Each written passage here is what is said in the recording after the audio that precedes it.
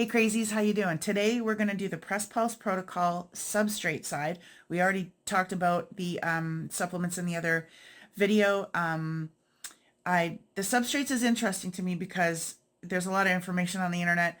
There's a reason why we're taking them. There's a reason why, and we need to know the why so it makes sense. In order to do that, we're going to get a bit of history. We're going to get a bit of science. We'll dive in a little bit, and then be able to ask the right questions and figure out what's actually happening to our bodies and what we're trying to accomplish with the press pulse protocol. And at the same time, just kind of share thoughts and questions below. And even if you're not believing it, fine. You can definitely ask those questions as well. There are so many researchers and teams doing case studies around the world, and we just, this is one of those times you open up and you listen, and whether you want to do it with standard of care, whether standard of care don't work for you and you want to try this, or any other reason why the press pulse protocol is of interest to you, check this out. See if you have any questions. I'm always available. I'm learning and I'm going through this stuff. And in case you haven't seen any of my other videos, I'm stage 4 endometrial cancer, which has now gone metastatic to lymph nodes and abdomen and spine. Like it's spread. So, but I'm doing really good. And it is because of the work that I've done here. Maybe the standard of care helped, but I stopped that in 2024, the quarter one. And it wasn't changing anything. So I went in this direction, and now I'm learning and relearning. So here we go. Okay, we're going to start with some history. First, it's really important to understand that way back in 1923, there was a guy named Otto Warburg, and he was doing studies, and he noticed something strange about cancer cells. They were burning fuel differently. And so even with plenty of oxygen, they were fermenting instead, and it was creating problems in the mitochondria. So he discovered that the mitochondria were actually damaged in cancer cells and forcing them to use sort of old, archaic, inefficient fuel sources, or an inefficient backup system, essentially, which is the fermentation. And it is interesting that back then, it was glucose that they found it was fermenting. So that's a mental note to hold. When we go through even further into history, we see that there was advances in imaging, right? So we're talking like late 20th century. So it was kind of proven that the mitochondrial dysfunction was a source of the problems. And so it wasn't just bad DNA. It's kind of like broken energy systems. And we do run on 2 fuel systems, right? So we can run on sugar and we can run on fats and ketones, right? So our bodies are really complex. And when we think about these things, the scientists started going, hey, let's dig into this further. And then, of course, later in the 2000s, Dr. Seyfried, and there's many others that are doing the work. But he released in 2012 his results, reframing cancer as a metabolic disease, reviving Warburg's work, and sort of looking at cancer metabolically as opposed to genetically. And if the engine's broken, we don't want to just, put a Band-Aid on it. Let's figure out a way to fix the way that it's burning fuel and fix the actual root problem, right? So that's the idea behind this. That's the complete idea behind this. And it's not popular in oncology, but I think if the two worlds can collide, we're going to know so much more and be able to move so much further. So all of these case studies are very important to get all the information out. And every body's different, every cancer is different, and not everybody can do this. This is really tough. It's really tough. So yeah. here we are learning together. So I'm going to try the science side. Every cell in your body works off what we can call an energy currency. I think it's just easier for me to think of it that way. And this currency is called ATP, which adenosine triphosphate. Nobody needs to remember that. Just know that ATP is like cell energy. Now, it powers everything we do, right? If we're thinking, healing, moving, digesting, like it's what powers everything. So we need it clearly, and our cells rely on it. And then what's important to know is the mitochondria is the power plant that makes ATP. So if you have a broken mitochondria, a cancer cell, then you're all sorts of screwed. And when they're healthy, right, the cells burn fat, ketones, and they make up 36 units of ATP from one molecule of glucose, okay? Clean, efficient energy, basically. And when the mitochondria are damaged, that process breaks and the cell panics, switches off the oxygen system, and starts fermenting sugar instead, okay? So that's the dirty and efficient backup, right? And it only makes 2 ATP per molecule of sugar, and it leaves behind toxic waste. So we know that there's that inefficiency. How do we get to a better spot? Okay, so we know that the body runs on a few fuels, so the sugar and the fat and ketones. And so when you cut sugar, which some people are starting to try, your body then shifts into consuming the fat and ketones, your healthy cells, that is. It's the cleaner, more efficient way. And then it can support these healthy cells while the cancer cells are locked in this fermentation, and they can't use ketones for energy. So if your body was running off of ketones, all your healthy cells, and they're protected and they're really happy and running efficiently, and then your cancer cells are struggling because you're not providing the food that it really likes, there's some benefit there. So that therapeutic ketosis, which is the lowest levels you can get on sugar, to put yourself into this protective state where your bodies are using the efficient ketones. Everything we're doing in the Press Pulse protocol is to support that whole theory and then target the cancer cells that are already struggling and get rid of them. And it sounds so easy, and it's not. And the complexity of what's happening behind the scenes, I mean, it's way beyond me. And as a patient, I'm not a doctor, just as a patient, I'm trying to figure this out. Essentially, how do I get into therapeutic ketosis so I can protect all my healthy cells while I attack the fermented cells?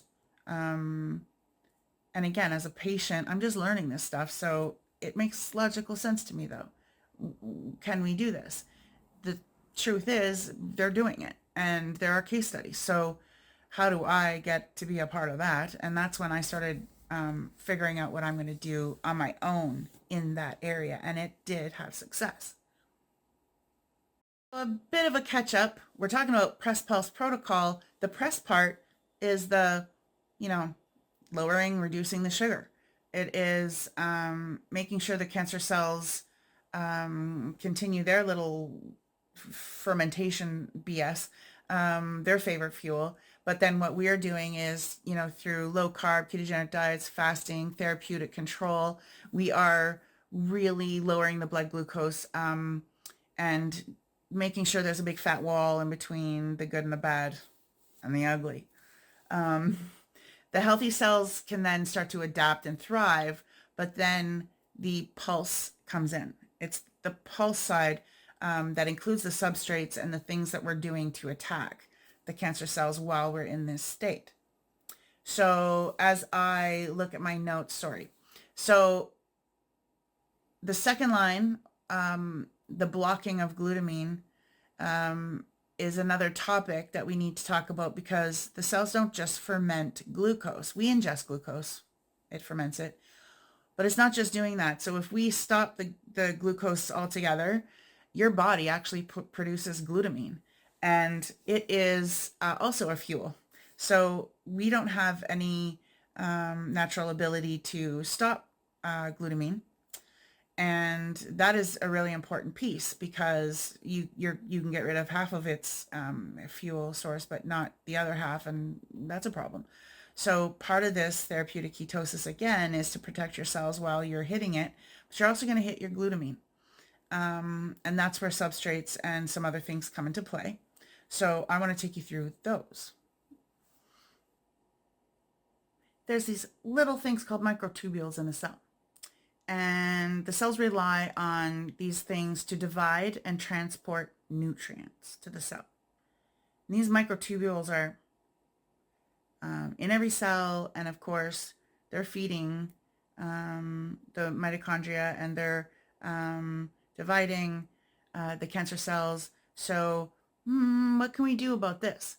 And it turns out there's a few antiparasitic drugs that have been used to conquer that issue.